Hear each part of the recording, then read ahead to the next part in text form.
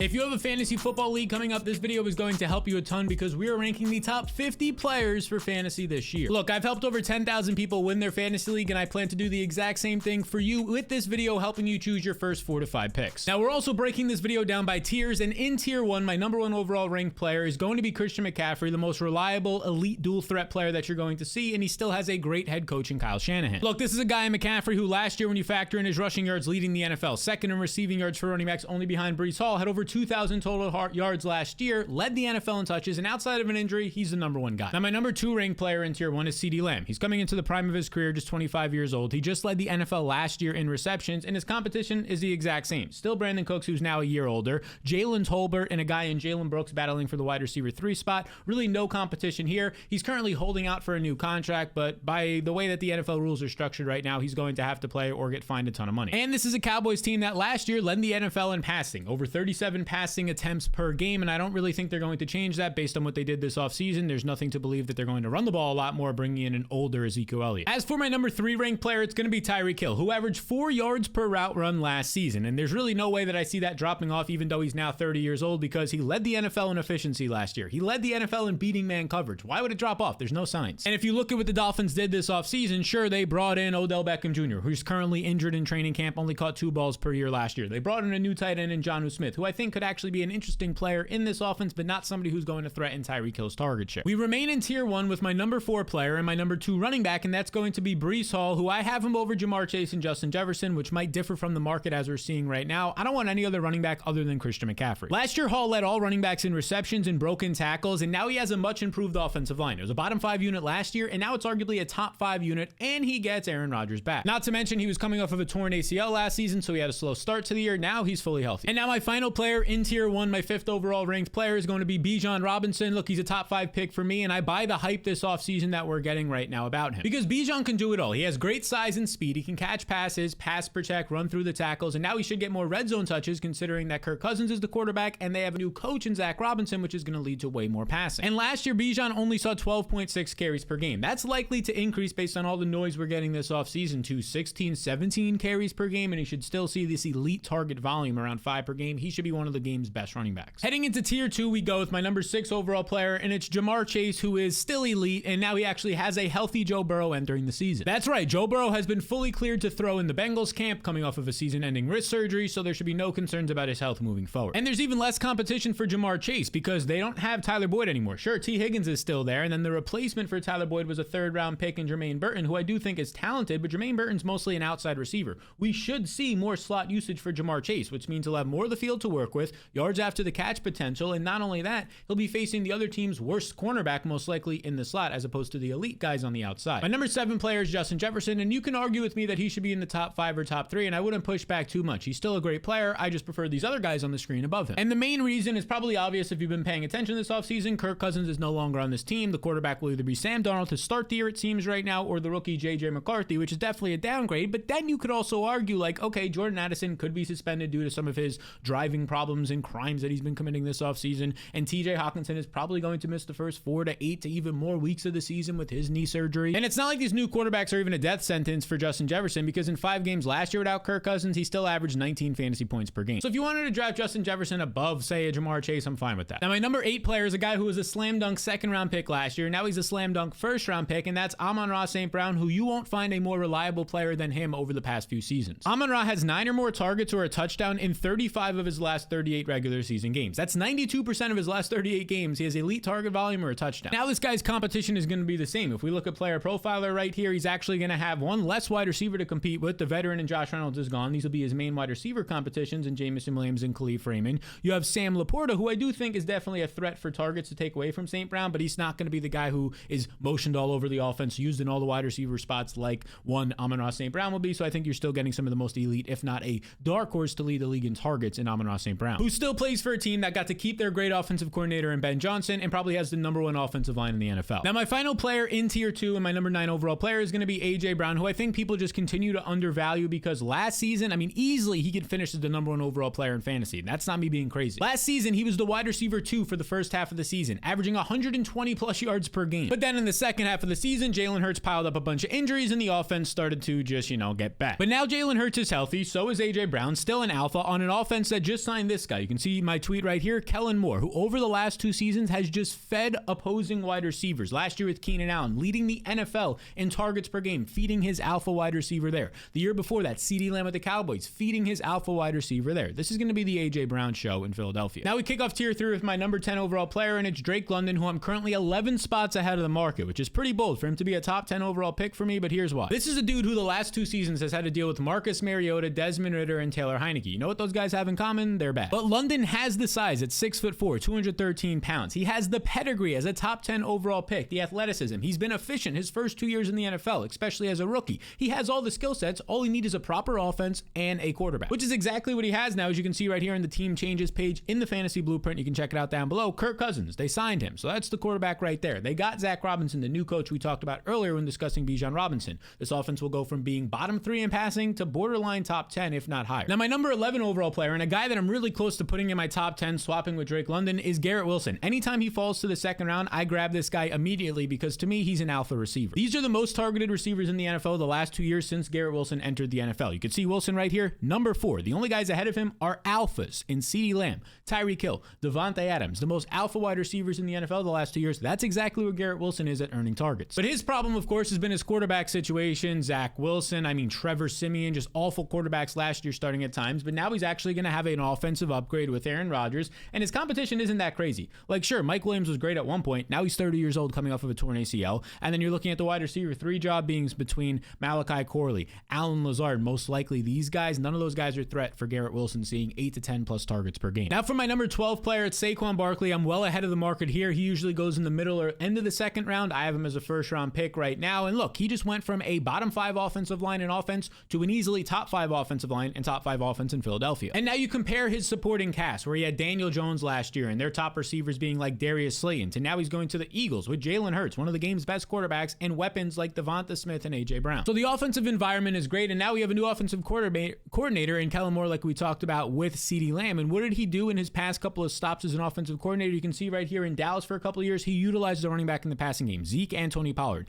In Los Angeles, he utilized the running backs when they were actually healthy, like Austin Eckler in the passing game. Even though there's a mobile quarterback, I do think we're going to see Saquon rank in the top 5 to top 10 in receptions, because that's what the Eagles backfield did exactly a year ago. Now, my number 13 players who remain in tier 3 here is Jahmyr Gibbs, who I'm right around the market on. I do prefer Saquon, which is a little bit different than the market, but look, yeah, it's hard not to like what you saw out of Gibbs in his rookie year. He ranked 8th in fantasy points per game, 2nd in breakaway runs, and 9th in broken tackle rate. This dude was extremely efficient, and if you take out the first 4 games of the year where it took him to ramp up a little bit, as you can see right here on RotoViz, these are the 11 games on the left-hand side that he played in, and he averaged 18.8 fantasy points per game, a couple of those without David Montgomery. That would have ranked last year 3rd in the NFL, only behind Rashad White and Christian McCaffrey during that stretch. Now, the only knock on him is that David Montgomery, the veteran who's been productive, is still in this backfield and probably going to see at least 12 to 14 plus touches a game. Now for my number 14 overall player, and that's another running back in Jonathan Taylor, who, look, the last 2 seasons he's kind of soured. Some people have soured on him because he's dealt with injuries and contract negotiations, which have just hurt his overall upside. But now he might be in the most favorable spot in his career with a great head coach entering year 2 in Shane Steichen, his quarterback in Anthony Richardson, who's mobile, and that leads to deceptiveness in the run game returning. And by the way, last year at the end of the year, Jonathan Taylor was solid. Over his final 5 games, he averaged 20 touches per game and over 100 total yards per contest. So I'll be targeting Jonathan Taylor, and I'll also be targeting my number 15 guy. You can see right around over here. There we go. And that's Marvin Harrison, my number 15 overall player. Look, this is a guy, a rookie, who was taken 4th overall in the NFL draft by the Cardinals. And he was as productive as they come. His final 2 years at Ohio State, so tough defenses in the Big Ten there. He puts up over 1,200 yards each year with 2 different quarterbacks. When the entire defense and everybody in the stadium knew the ball was going to him, he was still that productive. And now he joins a team where this is his biggest wide receiver competition. A second-year player, Michael Wilson, former 3rd-round pick, Greg Dortch.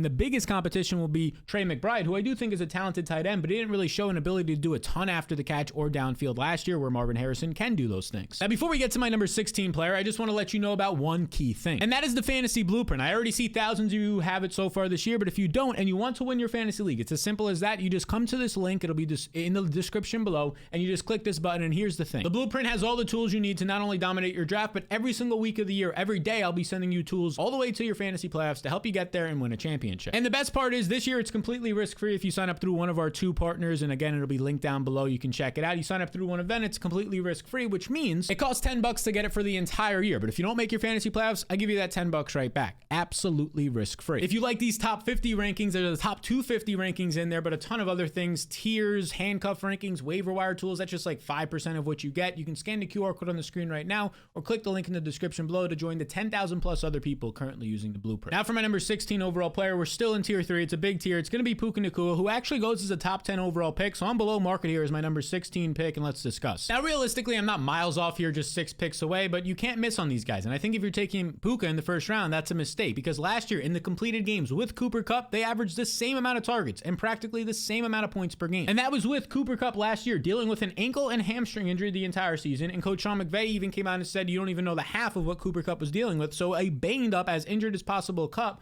was still able to average the same targets per game as Puka, but now goes like 30 or 40 picks later. So no disrespect to Puka Nacua, that I'm just lowered on him for that reason. Number 17 now in this tier is going to be Derrick Henry for me, who's rising up draft boards lately. He's now going in the 3rd round often, almost a late second round pick, but I think that's completely okay because he deserves it. He's now in the Ravens' #1 rush offense from a year ago. And that rush offense saw Gus Edwards see the second most. This is a ranking on Fantasy Life, the second most carries inside the red zone last year. He ended up with 13 touchdowns. Now Gus Edwards is gone. Derrick Henry is there with really no competition, because his biggest competition piece in Keaton Mitchell is probably going to start the year on the PUP list, meaning he'll miss at least 4 weeks, probably even more with that torn ACL. And finally, the final player in tier 3 here, my number 18 overall player, is going to be Devon Achane, who is probably the most compelling pick in the first 2 rounds of drafts. Because on one hand, he was the most dynamic player in the NFL last year, averaging 7.7 yards per touch and an insane 20.8 fantasy points per game in his 9 completed contests. That workload and production would have ranked top 3 in the NFL, but here's the concern. He missed 6 games. He only played in 11 last year, and if you were to scroll on Player Profiler down to his injury weeks right here, his injury history, he was on the injury report last year, 1 game, 7 weeks, 3 weeks, 11 weeks on the injury report, misses 6 games. This is a guy who came into the NFL with concerns around size, and last year, look, it's hard to argue that maybe the size did lead to some of these injuries when you're going up against 300-pound defensive linemen. So he's definitely a home run hitter. He's a boom or bust type of player here. So if you're not really concerned about the injuries, then definitely a strong value in round 2. Now we kick off my 4th tier with Chris Olave, who I think is a great value in the back half of the 2nd round, and this is his 2nd year with Derek Carr after averaging 8 targets per game last year with Carr. Now in Olave's first 2 seasons with the Saints, he's been mostly used as like a downfield receiver. You can see last year he ranked 4th in deep targets. His average depth of target was 20 yards downfield, and he can win in this manner, but it might be better if he's not used downfield often. And with a new offensive coordinator in Clint Kubiak coming over from the 49ers, we can see some of that 49ers offense, short passes, get guys after the catch in the middle of the field, and that would benefit Olave's upside. Now for my number 20 ranked player, and this is in tier 4, we're going to go to Kyren Williams, who he's fallen enough in drafts now. He started the offseason as like a 1st round pick. He's now a late 2nd round pick, and because of this, I am going to be a little bit of a buyer, at least more of a buyer on him. Sean McVay has gushed on multiple interviews this offseason when he's at the podium about how much he loves that Kyren Williams can handle all situations. He can handle the fact that he can pass protect and pass catch. But the concern is that the Rams did draft Blake Corum in the 3rd round, a great college running back, and Sean McVay has said that they don't want to give Kyren Williams as many touches because he missed some time last year due to injury, and they believe it was because of his workload. But even if his snaps go down by 10-15%, he's still a solid pick at the end of the 2nd round. Now my number 21 overall player is going to be Travis Etienne, who honestly I think quietly last year he ranked top 5 in overall running back touches, and he had a great offseason. He didn't have much competition last year with Tank Bigsby, arguably the worst running back in the NFL last year, and all they did this offseason was bring in Keelan Robinson, a late round pick in the NFL draft, not really going to be a threat in my opinion at all. So when you look at the team page, this is still the same competition.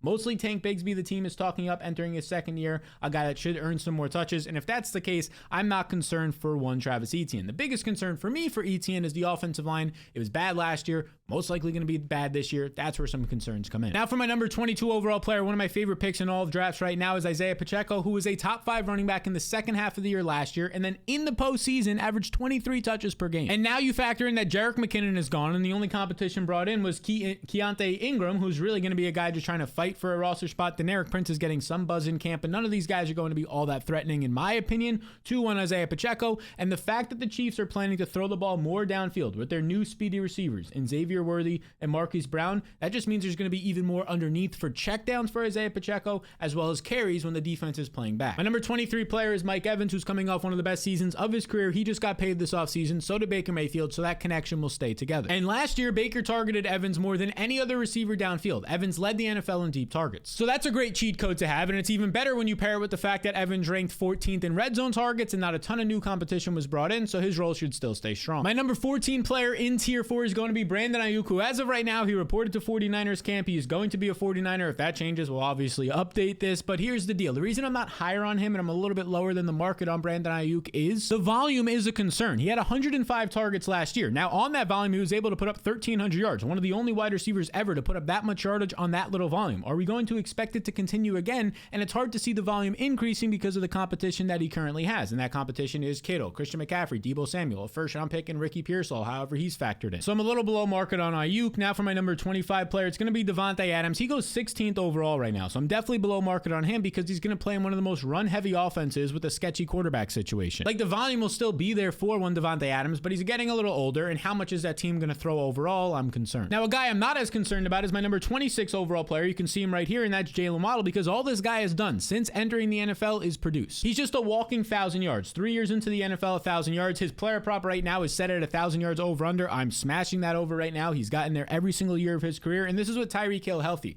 Imagine if Tyreek misses 1, 2, 3 games as an aging, speedy receiver, maybe a hamstring issue, then you got Waddle those weeks as a top 10 receiver. Now for my number 27 overall player, and it's Malik Nabers, who I am massively ahead of the market on. I think he's this good of a pick. He was taken 6th overall by the New York Giants, and he was one of the most productive players we've seen in the last 10 years. This is a guy who's compared closely to Amari Cooper coming out of college, and what competition does he have now with the Giants? The answer is not much, because Saquon Barkley and Darren Waller are gone. Waller retired, Barkley now to the Eagles. So their playmakers are gone. His biggest competition in the wide receiver room is going to be guys like Wan'Dale Robinson. You can see right here, a short area guy. I think he's talented, but a short area guy. Darius Slayton getting up there in age and never really been a guy to threaten big target shares. And Jalen Hyatt, mostly a vertical threat. This is a massive tier. We're almost done with it. My number 28 player is Devonta Smith. In this new Kellen Moore offense, we're likely going to get A.J. Brown playing that X receiver role, which means no doubt about it, there'll be a little bit less upside for Devonta Smith, which is why he's not in my top 24 or top 25 overall players, but he's still a highly talented player who should not get the number 1 cornerback from the opposing team, and he's been consistent his whole career. Now for my number 29 overall player, it's Rachaad White, who last season was the number 2 running back in points per game from week 7 on, only behind Christian McCaffrey. And he had the second most touches, just 3 total touches behind CMC for the lead there. His role was great. I expect the role to stay strong this year, as the only competition added was Bucky Irving, a 4th-round pick, who did produce a lot at Oregon, but it was a lot of checkdowns and a lot of open running lanes in that offense against bad Pac-12 defenses. He's a smaller running back with relatively slow speed, so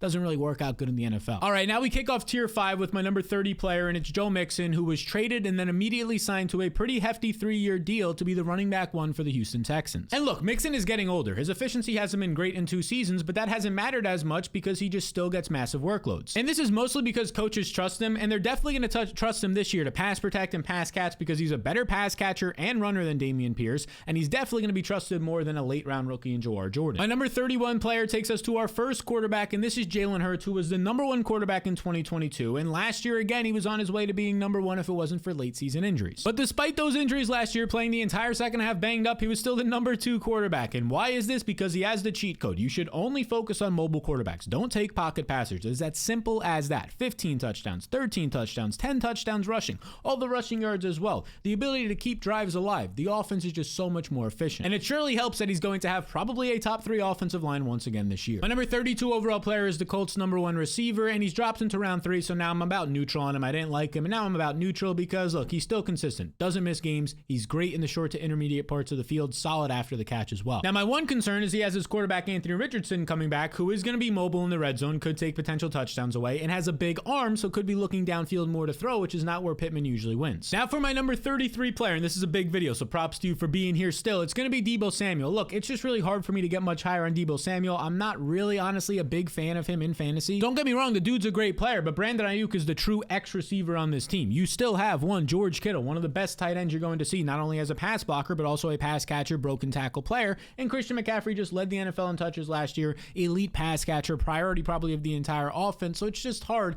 as the number 2 receiver on an offense that's likely to regress. They led the NFL in touchdowns the last 2 years, touchdowns per game. Purdy's been extremely efficient. That's probably going to drop. I don't want the number 2 receiver and maybe number 4 option on the offense if I don't have to have him. Now we get to my number 34 player, and it's Josh Allen. He's my number 2 quarterback because he has the cheat codes. He has the mobility on the ground and the big arm. Now he goes off the board as the number 1 quarterback for a lot of people, but I'm not there yet. I'm obviously not too far behind because he has a whole new passing offense. Gabe Davis, Stephon Diggs are now gone. His main receiver is going to be a 2nd-round pick in Keon Coleman, a brand new player to the team in Curtis Samuel. So there could be a little bit of maybe rust or just inefficiency to start and throughout the season. My 35th ranked player right over here by my head is going to be Josh Jacobs. Look, I don't mind him in round 4 right now. He's the Packers' #1 receiver and still just #1 running back and still just 26 years old. And sure, he struggled last year, but he was on a terrible offense that he led the NFL in the average defenders in the box. On average, he was seeing over 7 defenders in the box. How are you supposed to run with that? Now in this better offense with Jordan Love, that shouldn't be as much of an issue. Next up, we get to my number 36 overall player. It's Nico Collins. I'm well below the market here. This guy often goes as a top 20 pick in drafts, and it really just doesn't make sense to me. Because last year, in his completed games with Tank Dell averaged more targets and fantasy points per game, and now Stefon Diggs is also there. Like, I don't mind Nico Collins, the player. I do think that he has the upside to still finish here as a top 20 overall player, the number 13 receiver, but when you just scroll down to see the gap, he goes as a top 20 player, almost 20 picks ahead of Stefon Diggs right here. And then you scroll down to the gap to Tank Dell, who goes 53rd overall. He's going 30 plus picks before him, even though Dell was a better player when they were on the field together last year. A little bit interesting. And now I'm going to end tier 5 with Sam Laporta, who as a rookie last year for the Lions had 120 targets and was their number 2 downfield option behind Amon-Ra St. Brown. I'm below the market though because he goes in round 3 now. He had 10 touchdowns, which kind of propped him up, so that's probably going to come down on average this year, and he's never going to be the #1 option with Amon-Ra there. We kick off tier 6 now with Stefon Diggs, who I'm about as neutral on Stefon Diggs. I didn't like him about a month ago, but now he's fallen in drafts enough, so I'm about as neutral as it gets. The concerns are obvious, like it's going to be potentially Stefon Diggs coming off the field as an aging receiver with a bad year last year, and he comes off the field when these guys, Tank Dell and Nico Collins, the younger, exciting, efficient players last year, stay on the field. So, I mean, he's falling in drafts, so this is kind of already baked in. My number 39 player, another mobile elite quarterback. He's my quarterback 3. It's Lamar Jackson, who, look, it's just the mobility. I'm weighing the mobility heavily. He's going to have an offensive line that probably isn't great. That's the biggest concern here. The passing game is fine. You have Mark Andrews, you have Zay Flowers, maybe you get something out of Rashad Bateman.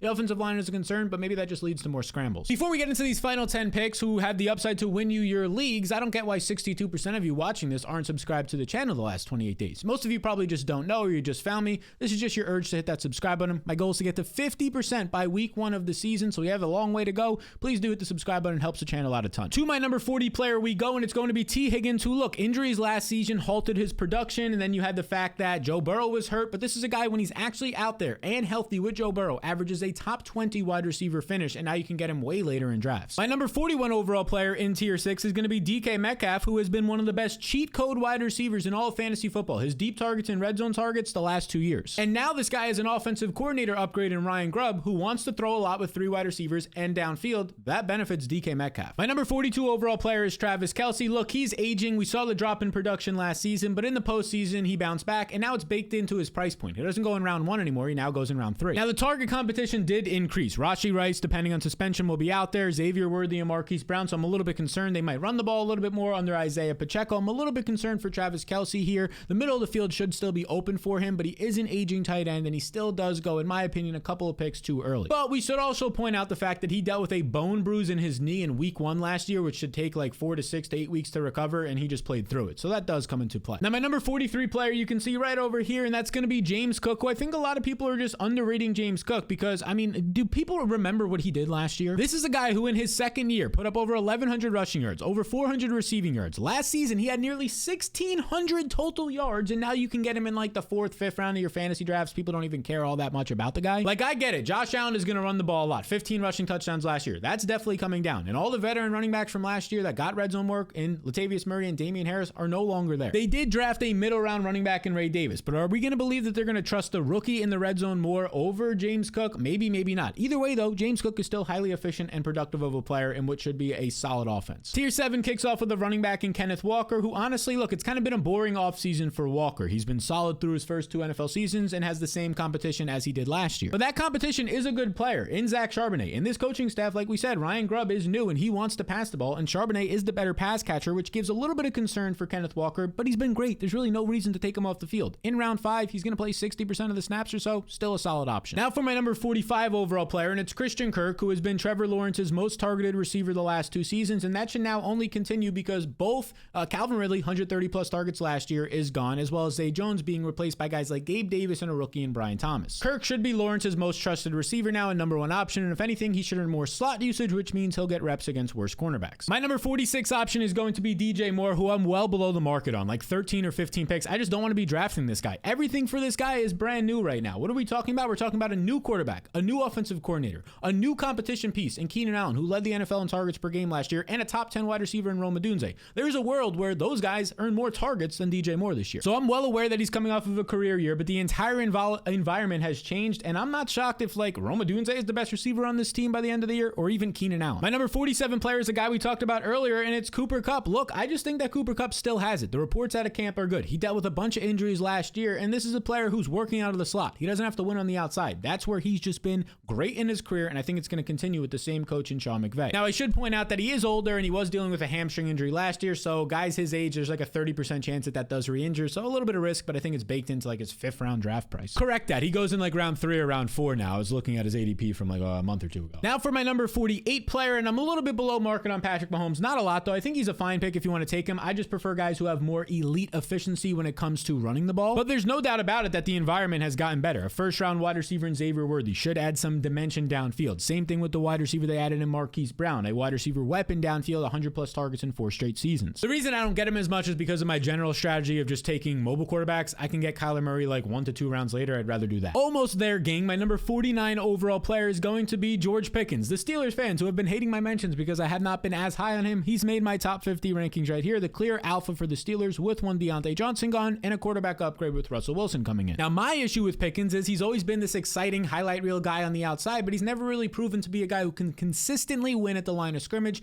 and the intermediate parts of the field to get a lot of targets. So that is a concern, but here's the thing. He just might not have to because his main wide receiver competition, a 3rd round pick in Roman Wilson, Van Jefferson, who was probably the most inefficient wide receiver in the NFL last year, and then Calvin Austin, mostly like a gadget, shorter area, smaller receiver. So it just doesn't have a lot of competition. And without further ado, my number 50 player is going to be Alvin Kamara, who is aging and did not look good last year as a running back at all. As a pure rusher, he ranked 45th in true yards per carry. But here's the thing, he just got a lot of checkdowns. Derek Carr targeted him 6.7 yards per game, or 6.7 times per game targets, and assuming that he stays healthy, he should still see a lot of targets because there's not a ton of competition added. Now, the one concern would be in this new offense, 2nd-year player Kendre Miller, if he starts to stand out, well, he can just take the job if Alvin Kamara is as inefficient as he was last year. So again, a little bit of concern. That's why he's going as my 50th player and not in the 30s. Well, beautiful people, we have done it. My top 50 rankings as of right now, these are getting updated every single week for the news that's coming out in the preseason and training camps. And again, you can get the fantasy blueprint to have those updated to the top 250 ranks and a whole lot more. But if you want to see me utilize my top 250 rankings in a complete mock draft for this year, utilizing my entire strategy that you can copy, well, just check out this video right here. We released that just a couple of days ago. You just,